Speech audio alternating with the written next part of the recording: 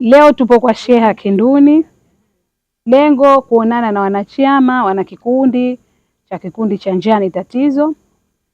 Lengo la kufika hapa ni kuja kuonana nao, kuwasalimia, lakini pia kutekeleza ahadi ambayo niliwaekea wakati nilipokuja kuzungumza nao siku chache zilizopita. Lengo la ahadi hii ni kuweza kutatua changamoto walizonazo kwenye kikundi. Tunajua ujasiriamali ni sera au ni sekta ambayo inawahitaji wananchi wetu kuweza kufanya vitu mbalimbali ili kuweza kuleta tija, lakini pia kutatua changamoto zao zinazowakabili katika maisha yao. Kwa hiyo lengo letu la kuwaunga mkono na kuwatatulia tatizo lao ni kwamba waendelee kuzifanyia kazi zile changamoto zao ili maisha yazidi kufanyia yawe mepesi, kwa sababu tunaona kina mama ndio sauti, lakini kina mama ndio wanaofanya hizi shughuli ndogo ndogo za kuweza kutatua changamoto za familia zao. Kina mama hawa pamoja na kina baba wameungana kwa pamoja ili kushirikiana kufanya kazi kwa kuweza kutatua na kupunguza changamoto za maisha, sababu tunajua hali zetu Wazanzibari, hali zetu sote tunazijua. Kwa hiyo na jimbo la Mahonda nao wapo wana vikundi mbalimbali ambao leo tumeanza kuwashika mkono kikundi cha Njaa ni Tatizo, na baadaye tutakwenda sehemu mbalimbali kwa wananchi wengine ili kuweza kutatua changamoto zao. Kubwa zaidi ndio hilo, kwamba tumekuja kutekeleza ahadi tulioiweka ili wao wakafanye kazi.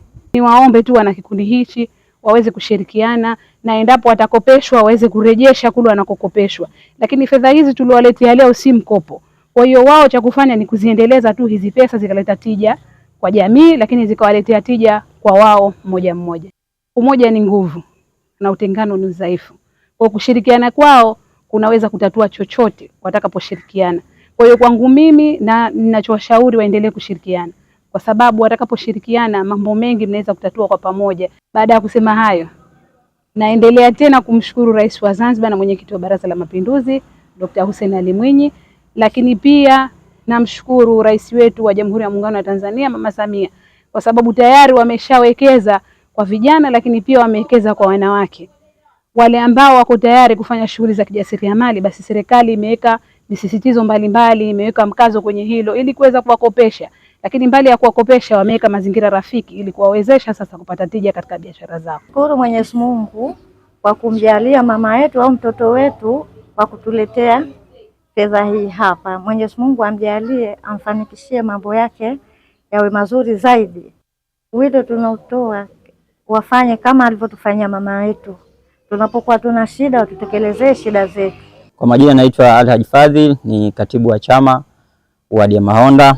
Kwa muda huu na wakati huu tupo katika tawi la Kinduni na tumekuja kwa niaba ya Mheshimiwa mwakilishi pamoja na ushirikiano mkubwa wa mbunge pamoja na madiwani. Lengo ni kuja kukabidhi kiasi cha fedha cha shilingi milioni 1 ambacho mheshimiwa aliahidi kwa kikundi cha kina mama ambacho kipo Kinduni, sheria ya Kinduni katika tawi la Kinduni. Kwa hiyo leo tarehe 27 amekuja hapa kwa niaba ya kukabidhi kiasi hicho cha fedha kwa ajili tu ya kutatua baadhi ya changamoto katika kikundi hicho. Wawe na imani, lakini pia wawe na hamasa ya kuendelea kukipenda Chama cha Mapinduzi.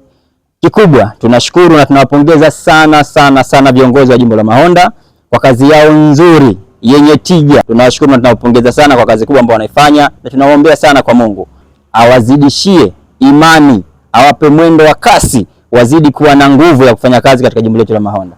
Asanteni sana. Mungu abariki viongozi wa jimbo la Mahonda.